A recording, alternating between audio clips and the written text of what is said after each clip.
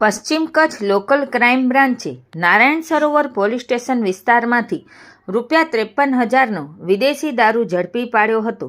આ અંગે મળતી માહિતી મુજબ પશ્ચિમ કચ્છ લોકલ ક્રાઇમ બ્રાન્ચના એએસઆઈ બલભદ્રસિંહ રાણા તથા police head constable Virendrasinh Jadeja, Surendrasinh Zala, Mayurdhvajsinh Jadeja, Mahipalsinh Purohit તથા શક્તિસિંહ ગઢવીનાઓ લખપત તાલુકા વિસ્તારમાં પેટ્રોલિંગમાં હતા દરમિયાન police head constable Virendrasinh Jadeja તથા મહિપાલસિંહ પુરોહિતનાઓને સંયુક્ત રીતે ખાનગી રાહે બાતમી હકીકત મળી હતી કે પ્રવીણસિંહ લાખિયાજી સોઢા રહે વર્માનગર પાનગરો તાલુકો લખપતના કબજા ભોગવટાના મકાન જે અપનાનગર પાનગરોમાં આવેલ છે ત્યાં ભારતીય બનાવટનો વિદેશી દારૂનો જથ્થો રાખી વેચાણ કરે છે।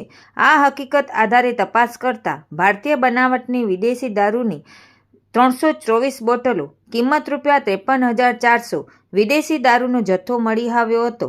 દરોડા દરમિયાન આરોપી પ્રવીણસિંહ લાખિયાજી સોઢા હાજર મળી આવ્યો ન હતો। એલસીબી પોલીસે પ્રવીણસિંહ લાખિયાજી સોઢા વિરુદ્ધ કાયદેસરની કાર્યવાહી કરી તમામ મુદ્દામાલ નારાયણ સરોવર પોલીસ સ્ટેશન ખાતે સોંપવામાં આવ્યો હતો।